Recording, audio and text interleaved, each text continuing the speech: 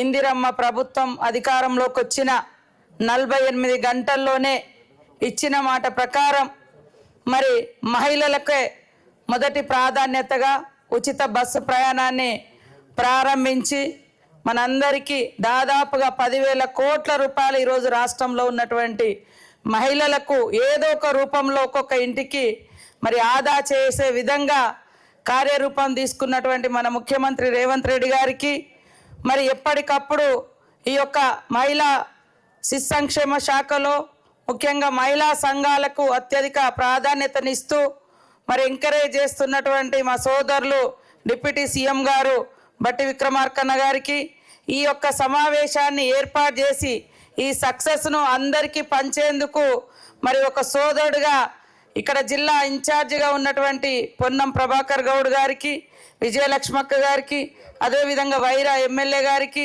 మన ఆర్టీసీ ఎండి గారు నాగిరెడ్డి గారికి, ఉమెన్ మా సెక్రటరీ గారు అనితా రామచంద్రన్ గారికి, అదేవిధంగా మరి సరిత గారికి women child protection committee member, అదేవిధంగా జిల్లా కలెక్టర్ చందన గారికి, మరి మున్సిపల్ హైదరాబాద్ కమిషనర్గా ఉన్న సృజన గారికి, సిఓ దివ్యాదేవరాజన్ గారికి, అదేవిధంగా మహిళా కమిషనర్ శృతి ఓజా గారికి, అదేవిధంగా రాయల చంద్రశేఖర్ గారికి, పత్రికా మీడియా సోదరులకు, మా అక్క చెల్లెలకు, మరి అదేవిధంగా ఆర్టీసీ అధికారులకు, ఇతర శాఖల అధికారులకు అందరికీ కూడా పేరు పేరున నమస్కారాలు, ధన్యవాదాలు తెలియజేస్తా ఉన్నాను.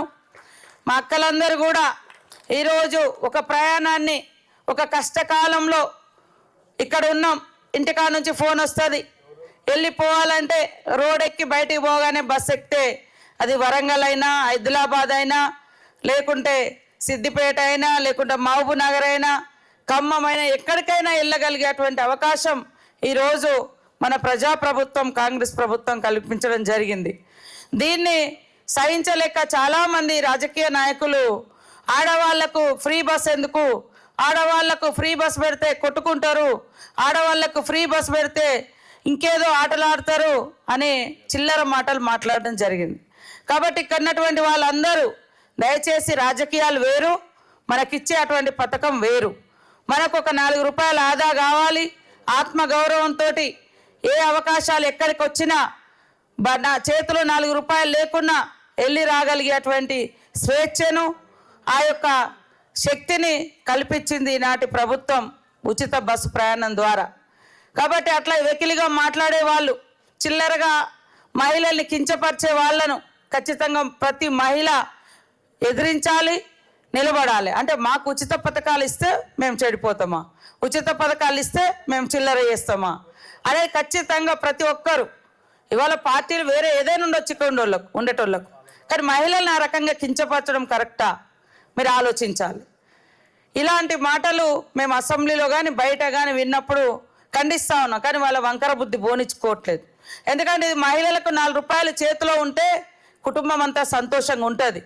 ఏ రూపంలో ఆదా అయినా మహిళా చేతిలో రూపాయి ఉండాలని ఇప్పటి వరకు మన ప్రభుత్వం వచ్చినాక 57,000 కోట్ల రూపాయలు స్త్రీనిధి కావచ్చు, బ్యాంక్ లింకేజ్ కావచ్చు, మరి అడిగినంతగా ఇప్పించడం జరిగింది.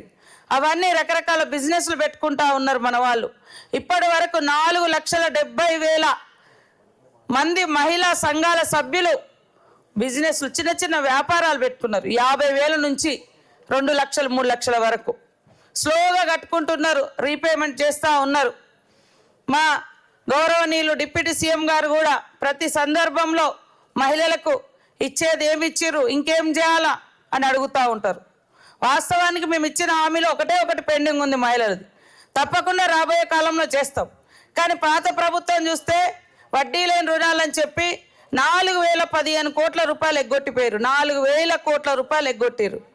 ఆ రోజు వైఎస్ఆర్ గారి కాలంలో మహిళలంతా అభయస్థం పేరుతోటి 500 జమ చేసుకుంటే వాటిని కూడా వాళ్ళే వాడుకొని పోయారు. మేము అట్లా వాడుకోము, ఎదురు ఇచ్చి మహిళల యొక్క ఔన్నత్యాన్ని, వాళ్ళ యొక్క గౌరవాన్ని పెంచుతాం. కాబట్టి మన సెర్ఫ్ ద్వారా కానీ, మెప్మా ద్వారా కానీ గ్రామీణ మహిళలు కానీ, పట్టణ మహిళలు కానీ అందరూ సంతోషంగా ఉండాలనే ఉద్దేశంతో ఈరోజు ఒక సంతోషకరమైన ఉంటుంది. ఊళ్ళ నుంచి బిడ్డ దగ్గర రావాలి, హాస్టల్ ఉంటుంది.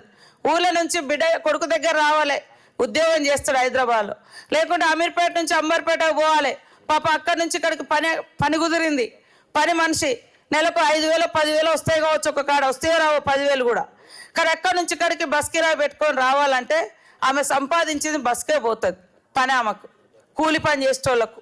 అలాంటి వాళ్ళకి ఉచిత ప్రయాణం కూడా ఎంతో ఉపయోగపడుతుంది. ఎంతోమంది ఉద్యోగం చేసేటువంటి మహిళలు కూడా ఇవాళ ఎక్కుతా ఉన్నారు, వాడుకుంటా ఉన్నారు. కాబట్టి ఒక మంచి స్కీము, దాన్ని ఇంకా ఎట్లా బెటర్గా చేయాలని చెప్పాలి కానీ కొట్లాడుకుంటారు, కూరగాయలు తెంపుకుంటారు, డ్యాన్స్ లేయండి అని ఒక గౌరవప్రదమైనటువంటి పదవులలో ఉండేటువంటి నాయకులు, బీఆర్ఎస్ నాయకులు విమర్శిస్తూ ఉన్నారు. కాబట్టి దీన్ని మంచిగా వాడుకుందాం. మనం 1 కోటి మంది మహిళల్ని సంఘాలలో చేర్పించాలా, మరి వాళ్ళందరూ కోటీశ్వరులు కావాలని కలలు కంటున్నాం, సంకల్పం పెట్టుకున్నాం తప్ప అయితే అవుతారు. రేపు వాళ్ళకు పెట్రోల్ పంపులు ఇస్తున్నాం, సోలార్ లైట్లు ఇస్తున్నాం, సోలార్ పెట్టిస్తున్నాం, అదేవిధంగా మరి మిల్లులు పెట్టిస్తూ ఉన్నాం, మరి షెడ్స్ వేయిస్తూ ఉన్నాం. ప్రతిదీ కూడా ఏ బిజినెస్ అయినా కూడా వదిలిపెట్టకుండా మహిళలకు అవకాశాలు ఇస్తున్నాం.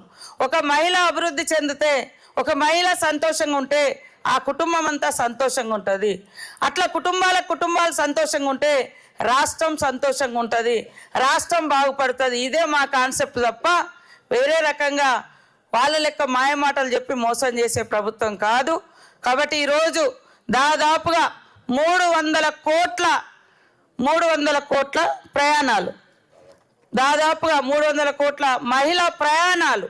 మహిళలు తక్కువ ఉన్నాం మనము, కానీ ఒక్కొక్క రోజు 30 సార్లు అటు పోతారు, 30 సార్లు నెలకు ఇటు వస్తారు. అవునా కదా? నెలలో వాడుకునే వాళ్ళు కూడా ఉన్నారు కదా, కాలేజీలలో పోయేటోళ్ళు, ఉద్యోగాలకు పోయేటోళ్ళు, పనికి పోయేటోళ్ళు, లేదా వంట పని, ఇంటి పని, ఆ ఇళ్ళల్లో చేసేటోళ్ళు. పాపం ఆ అక్కడి నుంచి ఇక్కడికి రోజు పొద్దున పోతారు, మళ్ళీ సాయంత్రం వస్తారు అదే బస్కు. అట్లా దాదాపుగా మన లెక్కలలో మహిళల మీద 10,000 కోట్ల భారం పడకుండా ఉచిత బస్సు ప్రయాణం ద్వారా వాళ్లకు ఆదా అయింది. కాబట్టి ఈ పథకాన్ని ఈరోజు మరి ప్రారంభించి 10,000 కోట్ల ఆదా సందర్భంగా ఈ మీటింగ్ పెట్టడం జరిగింది. భవిష్యత్తులో కూడా ఇంకా మహిళలకు మంచి జరిగే విధంగా మేము చర్యలు తీసుకుంటామని తెలియజేస్తూ ఇక్కడికి వచ్చిన మా మహిళా సోదరిమణులందరికీ శుభాకాంక్షలు, ధన్యవాదాలు తెలియజేస్తా ఉన్నాను. జై ఇందిర మహిళా శక్తి.